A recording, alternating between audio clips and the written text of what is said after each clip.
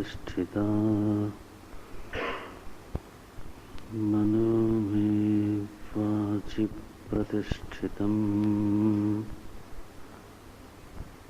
आविरावीत्महे धी वेदस्य मानस्थः श्रुतं मे मा प्रहासीः अनेनाधीतेन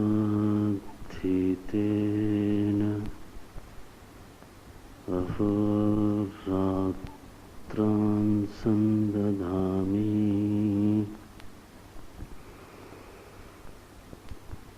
ऋतं वदिष्यामि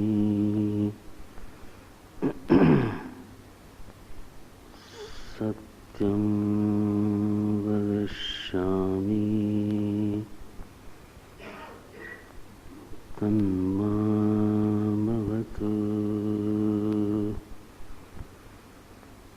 तद्वक्तारमवतु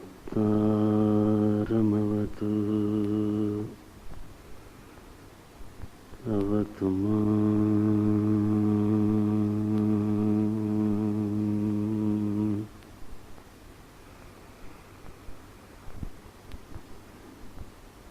अवतु भक्तारम्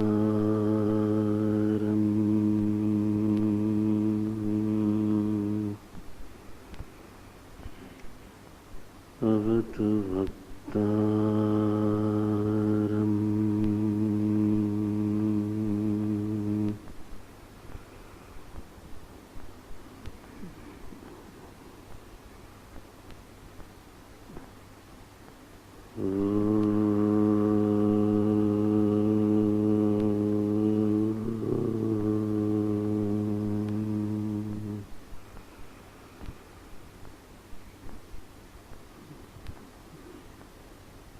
शांति शांति शांति।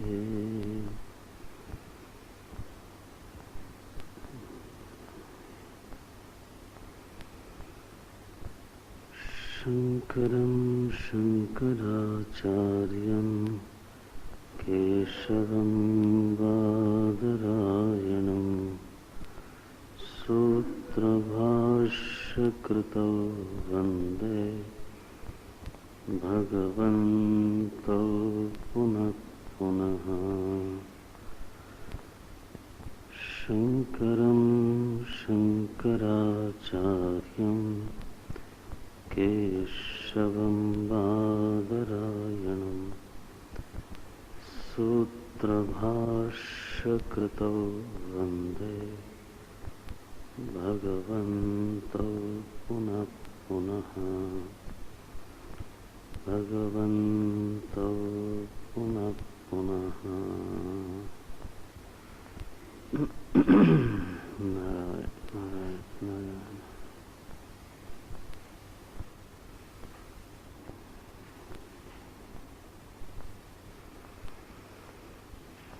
नारायण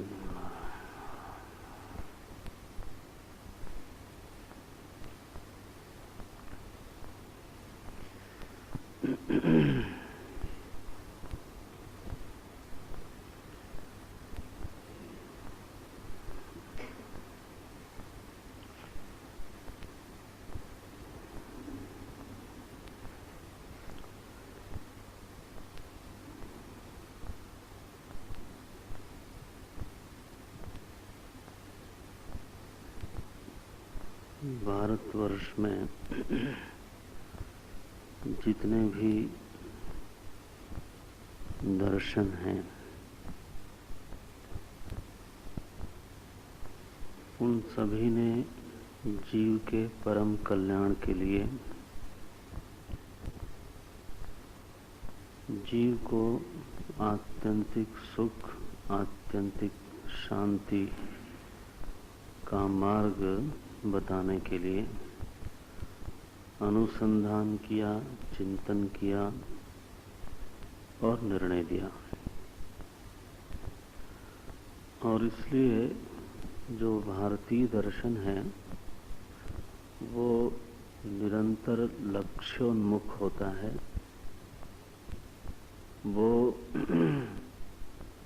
अनुसंधान के लिए अनुसंधान नहीं होता, बल्कि एक लक्ष्य की प्राप्ति के लिए अनुसंधान होता है।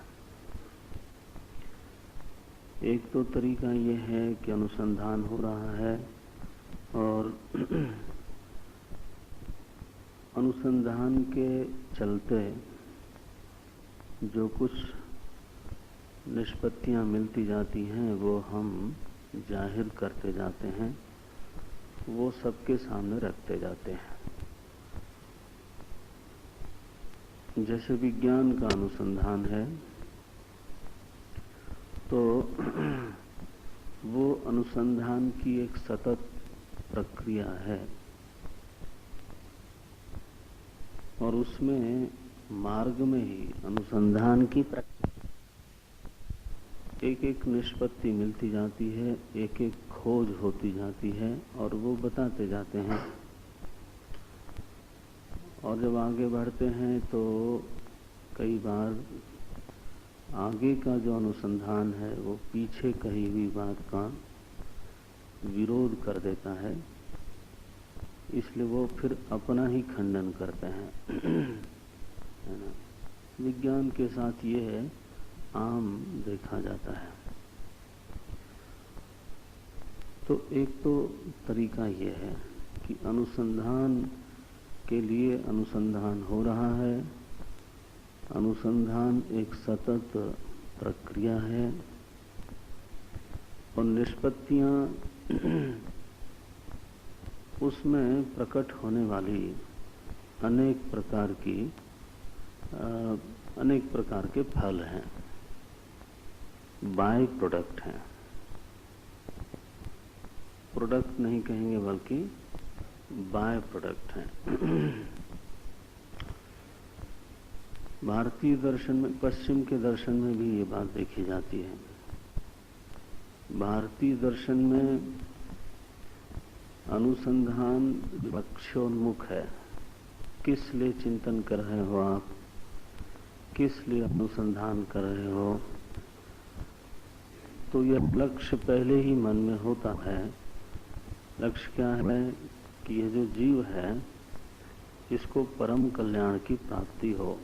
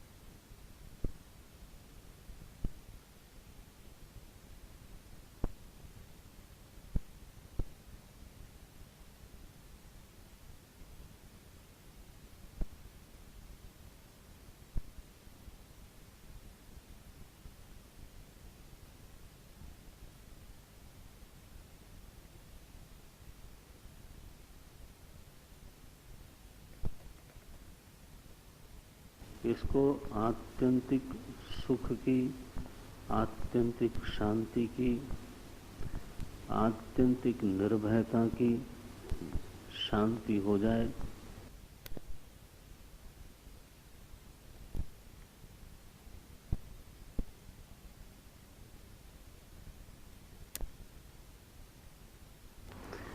इसकी जो दबी छुपी वेदना है,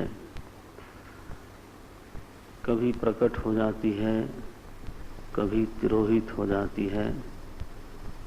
यह जो जीव की वेदना है, ये सदा सदा के लिए चूक जाए, समाप्त हो जाए और उसके स्थान पे उसको आनंद, सुख, शांति का अनुभव होवे, तो ऐसा हो सकता है कि नहीं, पहली बार। और यदि हो सकता है तो ऐसा घटने के लिए, इस लक्ष्य की प्राप्ति के लिए मार्ग क्या है? तो लक्ष्य पहले ही है, इसलिए बोलते हैं भारतीय दर्शन मोक्षोन्मुख है। मोक्ष सारे दर्शनों का अंतिम परिणाम है, अंतिम लक्ष्य है, यहां तक कि चार्वाक का भी। लेकिन मोक्ष का स्वरूप सबका अलग अलग है। अब मोक्ष का स्वरूप अलग अलग क्यों है? तो कहा गया कि सबने बंधन को अलग अलग ढंग से पहचाना है ना। सबने अलग अलग ढंग से कंसीव किया कि जीव का जो बंधन है वो ये है, जीव की जो मूल समस्या है वो ये है। तो the perception of the problem is different, philosophy to philosophy. और इसलिए जब बंधन ही अलग अलग समझा गया, जब सबने समस्या को ही अलग अलग समझा, तो स्वाभाविक है कि सब फिर मोक्ष को भी अलग अलग समझेंगे। और इसलिए फिर मार्ग में भी कहीं न कहीं भेद हो जाता है। एक दर्शन का दूसरे दर्शन से मार्ग भेद होता है। मार्ग भेद को ही हम बोलते हैं साधना का अंतर। माने वेदांत की जो साधना है वो योग की साधना से भिन्न है। जो योग की साधना है वो न्याय की साधना से भिन्न है। जो न्याय की साधना है वो बौद्ध की साधना से भिन्न है। बौद्ध की साधना है वो जैन की साधना से भिन्न है। यह जो साधना में भेद आता है यह दर्शन के ऊपर आधारित होता है। कोई संत की मौज नहीं है, है ना। संत की मौज नहीं है, वो तो समाज में दूसरे स्तर का सत्य है कि हर संत अपने अपने ढंग से साधना का निरूपण करता है अथवा साधना का प्रतिपादन करता है। जो मूल नव दर्शन है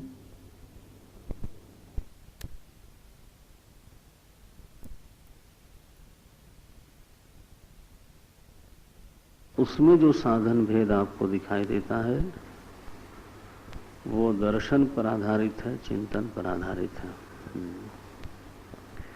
अब जैसे दृष्टांत के लिए कहें, जैन दर्शन में, जैन धर्म में साधना मुख्य रूप से तपस्या है। और इसलिए वहाँ के जो साधु साध्वी हैं, आप देखेंगे वो बहुत कठोर तप करते हैं। नंगे पांव चलते रहेंगे, है ना। वाहन का आश्रय नहीं लेंगे, उपवास करेंगे। उपवास इतना कि 40-40 दिन उपवास करेंगे, बड़ी कठोर। यहाँ आज की तिथि में भी जो जैन धर्म के साधु और साध्वी लोग हैं वो बड़े कठोर तपस्वी होते हैं। गुजरात में विशेष रूप से इनका प्रभाव है, वो मैंने देखा है महाराज। जब मैं गुजरात जाता हूँ तो साध्वी लोग 3-4 के समूह में पैदल चले जा रहे हैं और थोड़ा सा सामान उनके पास होता है। देखा, आम देखा होगा, नंगे पांव। अच्छा, साधु लोग भी ऐसे ही नंगे बदन, थोड़ा सा कपड़ा, उपवास 40-40 दिन। तो ये क्या है, क्यों है? और आप ऐसी साधना क्यों नहीं करते? वो करते हैं। कारण यह है कि दोनों ने भ्रम को अलग समझा, समस्या को अलग समझा, बंधन को अलग समझा। आप जानते होंगे, आपको कई बार ये सुनने को मिला होगा, क्योंकि वहां दुष्कर्म का जो संस्कार बनता है उसको बोलते हैं पुद्गल, और वो जीव के साथ चिपक जाते हैं, उसको लेश्या बोलते हैं। तो जो पुद्गल है वो जीव के साथ बिल्कुल चिपक गया है, और उससे अगर किसी की निवृत्ति होनी है तो फिर उन्होंने कहा कि तप से ही होनी है। तपस्या करने से ये पुद्गल जो हैं वो छूट जाते हैं और जीव अपने शुद्ध स्वरूप में अवस्थित होकर के अलोकाकाश में चला जाता है। अब उनका निर्णय है कि जिस जीव के साथ जितने ही ज्यादा पुद्गल हैं वो उतना ही जड़त्व को प्राप्त होता चला जाता है, और इसलिए उनके दर्शन में पत्थर भी जीव है, लेकिन वो एक अत्यंत जड़त्व को प्राप्त हो गया है। अच्छा, तो फिर चिन्मयत्व को प्राप्त करने का अभिप्राय क्या हुआ? और यदि पुद्गलों के कारण जीव की ये दुर्दशा हुई है, तो जो पुद्गल से मुक्त है उसकी स्थिति क्या होगी? वो एकदम हल्का होगा वो शुद्ध चेतन होगा। तो चेतन तो मानते हैं, वो आत्मा को मानते हैं, लेकिन फिर वो इस लोक में नहीं रहता, अलोकाकाश में जाकर के चमकता है। अब मैं उसकी व्याख्या पूरी नहीं करूंगा, यहाँ पर प्रसंग नहीं है।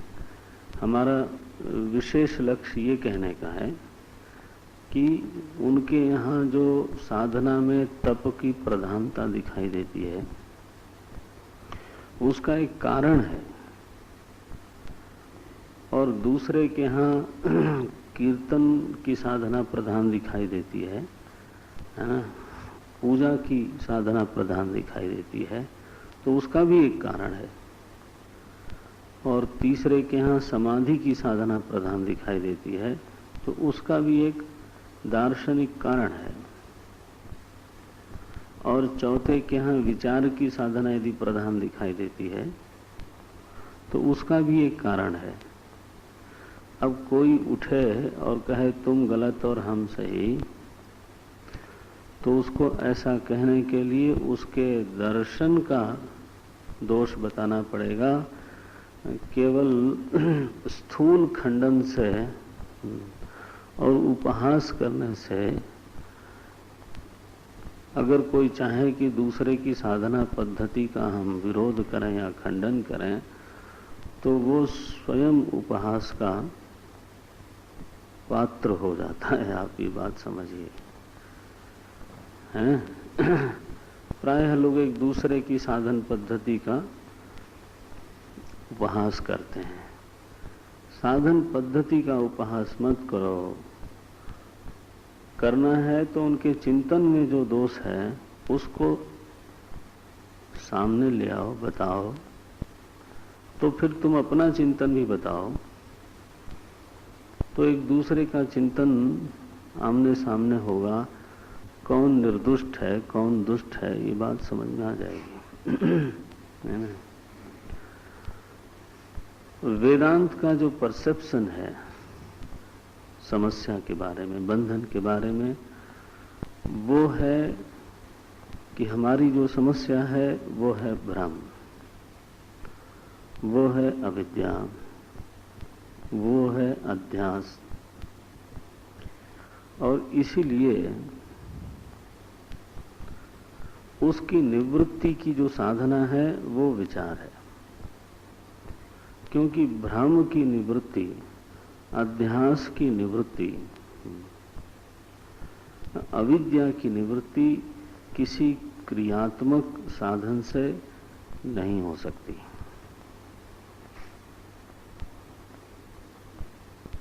इसलिए वेदांत में जो मूल साधना है ना,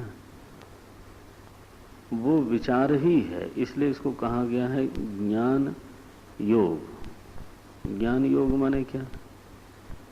ज्ञान एव योगः, यहां ज्ञान ही योग है। हम लोग जो बैठे हैं और चिंतन करने का प्रयास कर रहे हैं, ये योग है, ये साधना है, ये साधना का अंगी है। और बाकी जो साधन आप करते हो ना, संध्या वंदन, प्राणायाम, प्रत्याहार, ध्यान, थोड़ा कीर्तन, थोड़ा बाकी जितनी भी साधनाएं वेदांत का साधक करता है, वो इस अंगी के अंग उपांग हैं। ऐसा ही है जैसे रज्जु को रज्जु समझने के लिए प्रमाता को थोड़ा एकाग्र होना पड़ेगा, थोड़ा शांत होना पड़ेगा, है नहीं? अब वो विह्वल है, विक्षिप्त है, उधर देखना ही नहीं चाहता है, परांगमुख है, तो उसको कोई कहे भी कि देखो सही तो वहां तो सर्प है ही नहीं, और वो उधर देखता ही नहीं है, आंख बंद कर लेता है। जब भी मुड़ता है तो आंख बंद कर लेता है, डर के मारे। तो यह जो उसकी परांगमुखता है, आपने देखा होगा बच्चों को उधर देखते ही नहीं है, माँ की गोद में ऐसे चिपक जाते हैं। और माँ कई बार कहती है कि देखो तो सही वहां कुछ है नहीं, फिर भी वो देखता नहीं। इसको बहिर्मुखता बोलते हैं वेदांत में, इसी को परांगमुखता बोलते हैं। देखना ही नहीं है। अच्छा, बहुत विह्वल व्यक्ति है, उसको कहा जाएगा थोड़ा शांत होकर देखो तो सही, तो यह जो उसमें शांति की अपेक्षा की जाती है, वो प्रमाण व्यापार के लिए की जाती है। उसकी एकाग्रता और शांति मुख्य साधना नहीं है। अगर कोई एकाग्र और शांत हो जाए और प्रमाण व्यापार न करे, तो वेदांत उसको थोड़ा साधक मानेगा, है ना? तो वेदांत साधना का उपयोग ही तभी है जब बंधन, भ्रम हो, अविद्या हो, अध्यास हो। और यदि बंधन, भ्रम, अविद्या आदि नहीं है, कुछ और है, तो फिर तो वेदांत की साधना खंडित हो जाती है। खंडित हो जाती, मैं बोल रहा हूं। फिर विचार से तो अविद्या ही निवृत्त होती है, और तो कुछ विचार से निवृत्त होता नहीं। और इसलिए कई हमारे बड़े संत लोग या ऐसे साधक लोग बोल देते हैं कि क्या दिन भर विचार करते रहते हो, ग्रंथ पढ़ते रहते हो, इससे क्या होगा? जब ऐसा कोई कहता है तो आप समझते हो ना, वो ये मानते हैं कि बंधन क्या है, कुछ है जो विचार से निवृत्त नहीं होगा। हाँ, तो कैसे निवृत्त होगा? इस पर ध्यान नहीं दिया होगा उन्होंने, पूछना चाहिए तो कैसे निवृत्त होगा? तो साधना करो। साधना करो माने क्या करो? कहेंगे जप करो, समाधि करो, प्राणायाम करो। अच्छा, क्यों करूं? ये क्या निवृत्त करेगा? समाधि किसको निवृत्त करेगी? समाहित होने से जो असमाहितत्व था वो निवृत्त हो जाएगा। यही तो। शांत होने से विक्षेप की निवृत्ति होती है। तो इसका मतलब है विक्षेप बंधन है आपकी दृष्टि में। विक्षेप बंधन है, क्या ये आपने गहराई से सोचा है या ऐसे ही बोल रहे हो? विक्षेप का कोई कारण है या विक्षेप स्वयं अकारण है? हमारे वेदांत की भाषा में बोलते हैं विक्षेप नैमित्तिक है कि निमित्त है? पकड़ में आना, नैमित्तिक है कि स्वयं निमित्त है? माने वेदांत का विक्षेप का भी कोई निमित्त है या विक्षेप स्वयं निमित्त है? आखिरी नैमित्तिक और निमित्त, ये दो भेद होता है। नैमित्तिक माने जिसका निमित्त हो, जिसका कोई कारण हो। निमित्त माने जो स्वयं कारण हो। तो अब आ जाती है समस्या, विक्षेप निमित्त कैसे हो सकता है?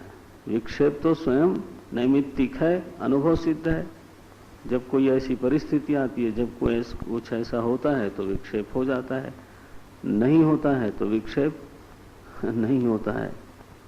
और मैं आपको निवेदन करूं, विक्षेप बंधन है ऐसा जो कहा जाता है वह भी बहुत सही नहीं है। अनुकूल जो विक्षेप है वो बंधन नहीं है। ये जो लोग भांगड़ा करते हैं उत्सव समारोह में, वो समाधि है, वो समाहित अवस्था है, वो है विक्षेप। लेकिन चूंकि वह अनुकूल है इसलिए वह सुखद है। हमारे साधु समाज में महात्मा लोग कई बार कीर्तन करते हैं, भजन करते हुए नाचते हैं। वो क्या है? समाधि है कि विक्षेप है? तो विक्षेप है, लेकिन वो अनुकूल है तो वो तो बंधन नहीं हुई फिर।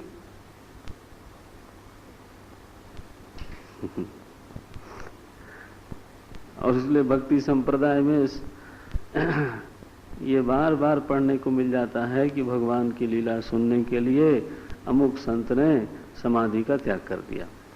ये आम सुना होगा आपने।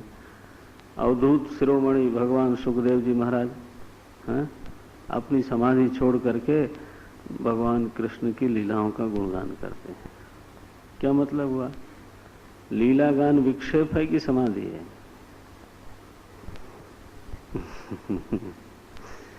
बंधन क्या मानते हो आप?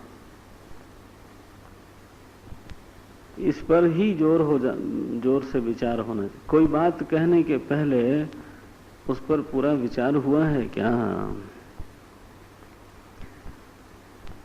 इसलिए पहले तो बंधन क्या है इस पर ठोस विचार होना चाहिए। और इसी विचार को भगवान भाष्यकार आरंभ में ही रखते हैं हमारे सामने, जिसको हम अध्यास भाष्य कह रहे हैं।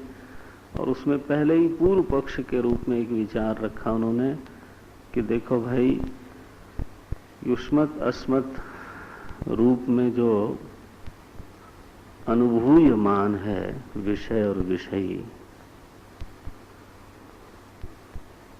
उसमें परस्पर अत्यंत विरोध है। और विरुद्ध स्वरूपत्वात् विरुद्ध स्वभावत्वात्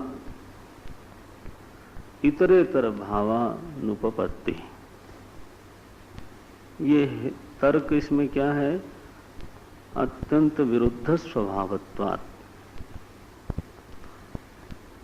है। और विरोध को दिखाने के लिए उन्होंने क्या कहा? किसमें विरोध स्वभाव है? विषय विषय में। इस अत्यंत विरोध को दिखाने के लिए उन्होंने शब्द का प्रयोग किया युष्मत् अस्मत्। अच्छा, दृष्टांत दिया तमः प्रकाशवत्। तमः प्रकाशवत् अब देखो, एक बात इसमें हमारे टीकाकारों ने लिखी है, तो कल तो मैं चुरा गया उसको, लेकिन रात में अध्ययन कर रहा था तो लगा कि वो ठीक नहीं है चुराना उराना, क्योंकि कभी आप पढ़ोगे या किसी से सुनोगे और कहीं वो दूसरा अध्यास हो गया तो कहीं भ्रम ही न हो जाए। वेदांत इस बात को पहचानता है और जानता है कि तम और प्रकाश में वास्तव में अत्यंत विरोध नहीं होता। ये बात वेदांत जानता है जी। लेकिन बार बार माने अनेक बार ये बात कही गई है, तमः प्रकाशवत, है ना। विरोध दिखाने के लिए तमः प्रकाश का दृष्टांत दिया जाता है, जानते हुए कि इसमें परस्पर अत्यंत विरोध नहीं है। यहां तक कहा गया कि प्रकाश में अंधकार रहता है और अंधकार में प्रकाश रहता है। इस सभा भवन में यदि 10 ट्यूबलाइट 20 ट्यूबलाइट और लगा दो तो प्रकाश बढ़ जाएगा, बढ़ेगा ना। इसका मतलब क्या है कि अभी इस प्रकाश में थोड़ा अंधकार रह रहा है।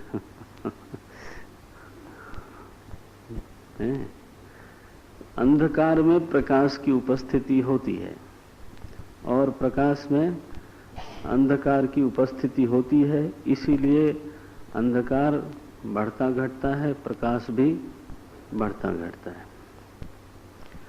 अगर प्रकाश ही प्रकाश होता तो उसके बढ़ने की संभावना समाप्त हो जाती। ये तो ठीक है ना, इसमें क्या विरोध है। आज तक किसी ने ये, कम से कम मनुष्य जाति ने तो अनुभव नहीं किया कि ये रहा पूर्ण प्रकाश। पूर्ण प्रकाश मैंने अब इससे नहीं बढ़ाया जा सकता। बात बेकार की करते हो, ऐसा नहीं है। और कोई ये नहीं कह सकता कि ये रहा पूर्ण अंधकार, थोड़ा ठहर जाओ, आंखें जरी स्वस्थ हो जाएं, है ना, उस अंधकार से उनका सामरस्य हो जाए तो देखो उसी अंधकार में हमको फिर यत्किंचित दिखने लगता है। यह भी एक सच्चाई है। इसलिए अत्यंत विरोध नहीं है। अरे महाराज, भाष्यकार की लेखनी से कोई चीज प्रकट हुई है तो आपने तो उनका खंडन ही कर दिया। खंडन हम करने के लिए थोड़ा बैठे हैं, वो तो हमारे परम पूज्य हैं, हमारे इष्ट हैं महाराज शंकराचार्य जी, तो क्या कहना। देखो, विरोध कहाँ है कि अंधकार में प्रकाश बुद्धि नहीं होती और प्रकाश में अंधकार बुद्धि नहीं होती। इतरेतर भाव की अनुपपत्ति है। आप इसको पकड़ना। वस्तु स्थिति यह है कि अंधकार में प्रकाश रहता है, प्रकाश में अंधकार रहता है, लेकिन बुद्धि के स्तर पे, ज्ञान के स्तर पे तम को किसी ने प्रकाश नहीं समझा और प्रकाश को किसी ने अंधकार नहीं समझा। जैसे आप रज्जु को सर्प समझते हो, उस तरह से अयम प्रकाशः है, ऐसा कोई नहीं बोलता। अथवा प्रकाश हो तो कोई उल्लू होगा जो कहेगा कि नहीं नहीं,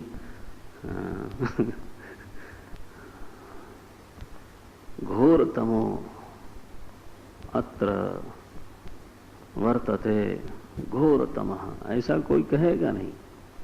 तम बुद्धि और प्रकाश बुद्धि का इतरेतर भाव नहीं होता, ठीक है ना।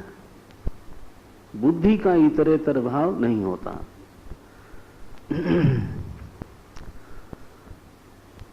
कल हमने सोचा था कि इसको छोड़ेंगे,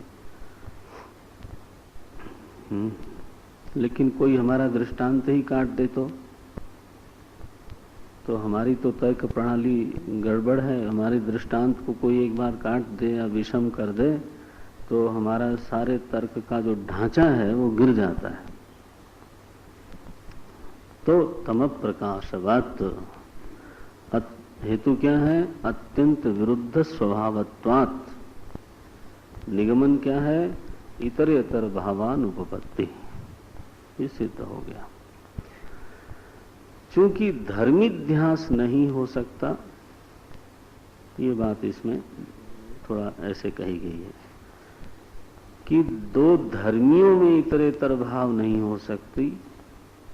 हो सकता, इसीलिए दोनों के धर्मों में भी इतरेतर भाव नहीं हो सकता। ये पूर्व पक्ष का कहना है। हालांकि ऐसा अत्यंत आवश्यक नहीं है कि धर्माध्यास तभी होगा जब पहले धर्मिध्यास हो जाए। ऐसा अत्यंत आवश्यक नहीं है। कल ही मैंने दृष्टांत दिया था, जैसे स्फटिक में और पुष्प के रंग में जो अध्यास होता है, माने स्फटिक में जो पुष्प के रंग का अध्यास होता है वो केवल पुष्प के धर्म का ही अध्यास हुआ, पुष्प का अध्यास नहीं होता। इदम पुष्पम, स्फटिक के स्थान पे ये बुद्धि नहीं बनती कि इदम पुष्पम। लेकिन जो वर्ण शून्य स्फटिक है उसके स्थान पे ये बुद्धि बनती है रक्तम स्फटिकम, पीतम स्फटिकम, नील स्फटिकम, ये बुद्धि बन सकती है। लेकिन स्फटिक के स्थान पे इदम पुष्पम, ये धर्मिध्यास कभी नहीं होता। तो यह आवश्यक नहीं है कि धर्मिध्यास होवे और तब धर्माध्यास हो, ऐसा आवश्यक नहीं है। लेकिन यहाँ पे पूर्व पक्ष ने ये बात कही है कि धर्माध्यास धर्मिध्यास भी नहीं हो सकता विरुद्ध स्वभाव वालों में, और धर्माध्यास भी नहीं हो सकता। अब इस बात को उन्होंने दिखाया है। चिदात्मके युष्मत् प्रत्यय गोचरस्य विषयस्य तद्धर्माणां च अध्यासः तद्विपर्ययेण विषयिणः तद्धर्माणां च विषये अध्यासः मिथ्या भवितुं युक्तम, मिथ्या इति भवितुम युक्तम। बोले न तो विषयी का विषय में अध्यास हुआ है, न विषय का विषयी में अध्यास हुआ है। आप दोनों ओर से देख लेना, किसी का किसी में अध्यास नहीं हुआ है। अध्यास कई बार एक तरफा होता है, जैसे अभी दृष्टांत दिया स्फटिक का, उसमें स्फटिक का अध्यास पुष्प में नहीं होता, लेकिन पुष्प के धर्म का अध्यास स्फटिक में हो जाता है, एक तरफा होता है। इन्होंने दोनों तरफ का मना किया। विषयी में विषय का अध्यास नहीं हो सकता और विषय में विषयी का अध्यास नहीं हो सकता।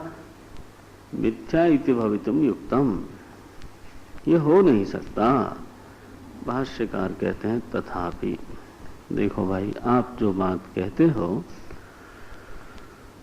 उससे मैं असहमत तो नहीं हूं, लेकिन मुझे बताओ अनुभव का क्या करें? अनुभव का क्या करें? नहीं हो सकता फिर भी हुआ है, इसलिए तो अध्यास को हम अनिर्वचनीय कहेंगे। नहीं हो सकता तो फिर भी तो हुआ है। तथापि अन्योन्यस्मिन् अन्योन्यात्मकताम अन्योन्य धर्मांश्च अध्यस्य।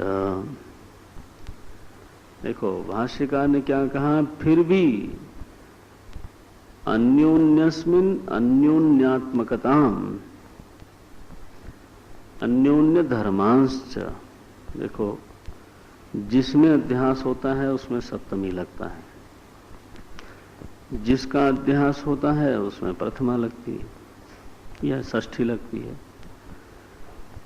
तो अन्योन्यस्मिन बोले विषय भी कई बार अध्यास का आश्रय बनता है और विषय भी कई बार अध्यास का आश्रय बनता है, तो इसलिए दोनों में अस्मिन लगा दिया, अन्योन्यस्मिन। अच्छा, दोनों का अध्यास होता है, दोनों में अध्यास होता है और दोनों का अध्यास होता है और दोनों के धर्मों का अध्यास होता है। तो बोलते हैं अन्योन्यस्मिन अन्योन्यात्मकताम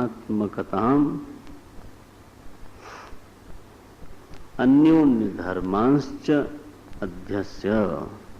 बोले महाराज, ऐसा होने पर भी एक दूसरे में धर्माध्यास भी हुआ है और धर्माध्यास भी हुआ है। धर्मांश्च, धर्माध्यास भी हुआ है। कैसे हुआ महाराज? इतरेतर अविवेकेन, इतरेतर भाव की प्राप्ति हुई है। कैसे हुई? बोले अविवेक से। क्यों अविवेक से? क्योंकि अत्यंत विविक्तयो हो धर्म धर्मिणो हो, ये जो विषय है और विषयी है, हम इस बात को मानते हैं कि ये अत्यंत विविक्त हैं। विविक्त है माने पृथक हैं। अत्यंत विविक्तयो हो धर्म धर्मिणो हो मिथ्या ज्ञान निमित्त। अविवेकेन ये हेतु है। ये कैसे हुआ? बोले अविवेक से। महाराज जी इस पर विनोद सा करते हैं, हालांकि व्युत्पत्ति तो मत करिएगा आप कभी। अध्यास का अर्थ करते हैं अधि आस, ऐसा ही है ना। तो अधि माने ऊपरी, किसी के ऊपर किसी और का हो जाना, जिसको अध्यास बोलते हैं। वो तो ठीक है। बोले किसको होता है अध्यास? बोले अधि। अधि माने जिसकी बुद्धि नहीं है। धी माने बुद्धि।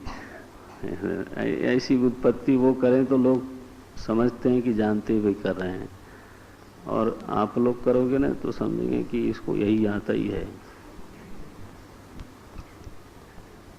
एक बार हमारे ब्रह्मचारी जी, मैं बैठा था वहां महाराज जी के यहाँ, तो महाराज जी की जो विलक्षण व्युत्पत्तियां हैं,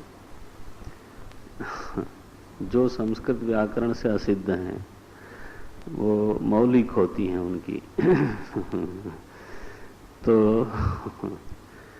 तो महाराज उसको उन्होंने वहां सुनाया, वो भी अपने ढंग से मौलिक व्युत्पत्ति करने लगे। तो महाराज जी बहुत ही नाराज हुए, बहुत नाराज हुए महाराज। नाराज मतलब दिखा, थोड़ा संकेत कर देते थे कि बाद में बोलते थे, पता नहीं क्या बताते होंगे समाज में जाके लोग। महाराज जी माने अखंडानंद जी महाराज। तो आप लोग मत ये दुस्साहस करिएगा। एक बार आपके श्रोता आपको समझ जाएं कि नहीं आप लोग विद्वान हो, नहीं उसमें क्या है, फिर आप खेल करोगे तो समझेंगे कि खेल हो रही है। अधि माने मूर्खता से नहीं, ऐसा भाष्यकार ने स्वयं लिखा अविवेक है ना। अविवेक के कारण अध्यास कोई विवेक द्वारा संपादित होने वाली चीज नहीं है, अविवेक से होती है। बोले महाराज